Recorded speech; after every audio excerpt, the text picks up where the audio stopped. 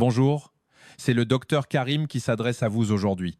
Au cours de ces dernières décennies, j'ai passé une grande partie de ma carrière à analyser les politiques de santé publique, ici même à Paris, et à observer, parfois avec une certaine amertume, les failles de nos institutions face à l'influence de l'industrie.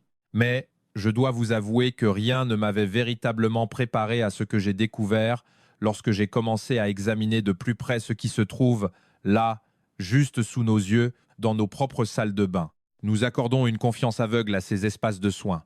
Nous supposons, à tort, que quelque part, au sein des ministères ou des agences de santé françaises, quelqu'un veille rigoureusement à ce que les produits que nous utilisons chaque jour soient inoffensifs. Cette présomption, j'en ai bien peur, est dangereusement infondée. Votre salle de bain pourrait bien être la pièce la plus toxique de votre maison. Et le plus troublant, c'est que vous n'en avez probablement aucune idée. Laissez-moi vous guider, pas à pas, à travers ce que j'ai pu observer. Croyez-moi, après cette discussion, vous ressentirez le besoin de jeter un œil nouveau à vos étagères. Avant d'entrer dans le vif du sujet, j'aimerais partager avec vous une perspective médicale qui me tient particulièrement à cœur, surtout lorsqu'on a le privilège d'avancer dans l'âge. Avec les années, nos merveilleux organes filtres, comme le foie et les reins, accomplissent leur travail avec un peu plus de lenteur. Ils se fatiguent. Notre corps devient donc beaucoup plus vulnérable à ce que nous appelons en médecine la charge toxique cumulée.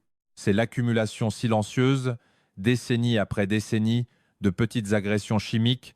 C'est précisément pour cela que prêter attention à notre environnement immédiat n'est pas un luxe, mais une nécessité absolue pour préserver notre vitalité et notre paix d'esprit aujourd'hui. Commençons notre observation par un détail que vous avez sans doute déjà remarqué, mais que l'on a tendance à balayer d'un revers de main, le jugeant inoffensif. Ces petites taches sombres qui se nichent dans les coins de votre douche, qui se glissent derrière le rideau ou qui rampent silencieusement sur quelques centimètres le long du plafond, c'est de la moisissure. Et son impact va bien au-delà de la simple inesthétique. Voici ce que la plupart des gens ignorent. La moisissure ne se contente pas de provoquer quelques éternuements ou des allergies passagères. Les recherches neurologiques les plus récentes montrent qu'elle peut véritablement perturber le fonctionnement de notre cerveau de manière inquiétante. Nous parlons ici de ce fameux brouillard cérébral, de ces petits trous de mémoire qui nous angoissent tant à notre âge, de difficultés de concentration ou même de sentiments de tristesse et d'anxiété inexpliqués. Certains neurologues comparent ces symptômes à ceux que l'on observe après un léger traumatisme crânien. La raison en est simple et biologique.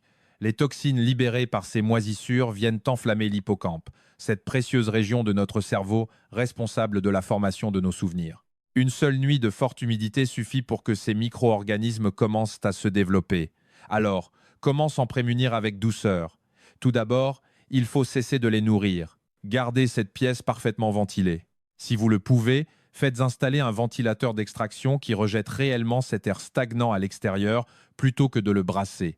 Laissez-le tourner un moment après votre toilette. À défaut, ouvrez grand la porte et la fenêtre pour chasser cette humidité emprisonnée. Et vient le moment du nettoyage où beaucoup commettent une erreur classique en attrapant la bouteille d'eau de Javel. Je vous en prie, n'utilisez jamais de Javel dans un espace clos. Vous finiriez par inhaler des vapeurs chlorées très agressives pour vos voies respiratoires. Préférez une approche plus traditionnelle et bien de chez nous, vaporisez du vinaigre blanc. Laissez agir une bonne heure, avec patience, puis nettoyez.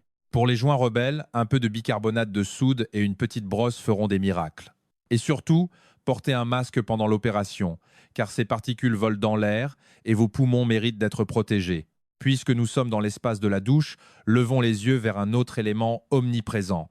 Je vous garantis que vous n'y avez probablement jamais prêté attention. Ce rideau de douche en plastique transparent ou orné de petits motifs qui vous protège des éclaboussures. Chaque matin, lorsque vous faites couler cette eau bien chaude, disons autour de 38 ou 40 degrés Celsius, un véritable cocktail chimique se libère dans l'air que vous respirez. Cette odeur caractéristique de plastique neuf, que certains associent étrangement à la propreté, c'est en réalité l'odeur des toxines qui se diffusent autour de vous. Au contact de la vapeur chaude, ces rideaux en vinyle ou en PVC commencent à dégager des phtalates. Ces substances sont de puissants perturbateurs endocriniens qui viennent déséquilibrer vos hormones avec une grande facilité. Ils libèrent également des dioxines, des composés liés à divers risques cellulaires et des composés organostaniques qui fatiguent notre système immunitaire. Jour après jour, ces substances pénètrent dans votre organisme, alourdissant cette fameuse charge toxique dont nous parlions plus tôt. Avec le temps, cela demande un effort considérable à votre foie et à vos reins. La solution est pourtant d'une grande simplicité. Si votre budget vous le permet, remplacez ce plastique par une paroi en verre trempé. C'est le choix le plus sain, le verre étant un matériau inerte qui ne libère absolument rien et se nettoie aisément. Si cette option n'est pas envisageable, débarrassez-vous au moins du PVC. Cherchez des rideaux en tissu traités naturellement contre l'humidité ou des alternatives certifiées sans phtalate et à très faible émission de composés organiques volatiles. Lavez-les régulièrement et laissez-les sécher parfaitement pour préserver un air sain. En sortant de l'eau, notre main se pose naturellement sur nos produits de soins. C'est ici que la conversation devient encore plus intime. Je vous invite à prendre votre bouteille de shampoing ou votre gel douche et à lire cette liste d'ingrédients écrite en minuscules caractères. Si vous y repérez des mots se terminant par parabène, comme le méthylparabène ou le propylparabène, sachez que vous appliquez quotidiennement sur votre peau des perturbateurs hormonaux. La science à ce sujet est formelle et particulièrement interpellante en France. Ces substances traversent la barrière cutanée. Chez la femme, elles miment l'action des estrogènes, ce qui peut fatiguer la thyroïde, favoriser une prise de poids inexpliquée et augmenter la vulnérabilité des tissus mammaires. Chez l'homme, elles ont tendance à freiner la production naturelle de testostérone, ce qui se traduit par une baisse de l'énergie globale, une perte de tonus musculaire et des fragilités liées à la sphère intime ou prostatique. Et cela ne s'arrête pas au shampoing. Vos crèmes pour le visage, vos laits pour le corps en sont souvent gorgés, accompagnés de parfums de synthèse qui s'infiltrent directement dans votre circulation sanguine. Pour vous, messieurs, les produits d'entretien pour la barbe sont un piège particulièrement redoutable. Cette odeur agréable qui reste sur vos joues après le rasage masque un mélange chimique qui pénètre une peau rendue très perméable par la lame. Votre système hormonal s'en trouve bousculé, accélérant parfois les signes du vieillissement et la fatigue chronique. Heureusement, le retour au naturel est facile. Lisez les étiquettes avec la sagesse de l'expérience. Jetez ce qui contient des parabènes. Tournez-vous vers des produits aux formulations simples, enrichis en huile d'argan, en huile de coco ou de jojoba. Vous nourrirez votre peau avec bienveillance, tout en protégeant votre équilibre intérieur. Continuons notre visite près du lavabo, où trônent souvent les aérosols. Dans notre quête de modernité et de rapidité, nous avons parfois sacrifié le bon sens. Les lacs pour les cheveux, les déodorants en spray, les protections solaires à vaporiser, ils semblent si pratiques. Mais à chaque pression, ce sont des millions de gouttelettes microscopiques qui envahissent la pièce. Votre corps ne possède aucun filtre naturel pour des particules aussi minuscules. Elles voyagent profondément dans vos voies respiratoires, atteignent vos alvéoles pulmonaires et de là passent directement dans votre sang. Ce n'est pas qu'une simple irritation de la gorge. À long terme, cette exposition régulière favorise les bronchites chroniques, essouffle le cœur et désoriente vos hormones, car ces nuages contiennent souvent des solvants industriels et des sels d'aluminium. Revenons à la simplicité.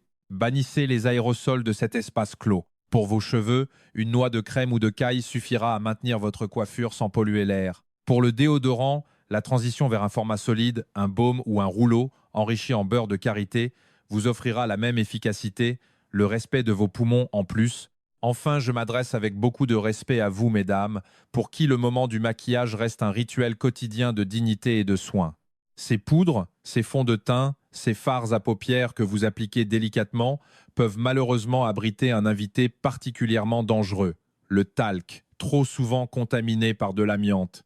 La vérité médicale, aussi dure soit-elle, est qu'il n'existe aucun seuil de sécurité pour l'inhalation de fibres d'amiante. Même d'infimes quantités, respirées jour après jour, peuvent être à l'origine de graves pathologies pulmonaires ou ovariennes, se déclarant parfois des décennies plus tard. Des scandales judiciaires retentissants ont d'ailleurs éclaté outre-Atlantique et en Europe, forçant de grands laboratoires à payer des milliards pour avoir dissimulé ces faits. Le talc n'est hélas pas le seul intrus. Le plomb ou d'autres métaux lourds s'invitent encore trop souvent dans nos cosmétiques, accélérant le vieillissement cellulaire et fatiguant le système nerveux. Votre routine de beauté ne doit plus être une menace silencieuse. Faites le tri. Privilégiez les textures en crème plutôt qu'en poudre pour éviter toute inhalation. Et choisissez des gammes certifiées sans métaux lourds ni parfums artificiels. En fin de compte, ce qui me peine le plus en tant que médecin, c'est de constater que les autorités qui devraient nous protéger manquent souvent de réactivité. C'est donc à vous, avec toute la sagesse que vous confère votre expérience de vie, de prendre les rênes de votre santé environnementale. C'est à vous de lire, de questionner, de choisir.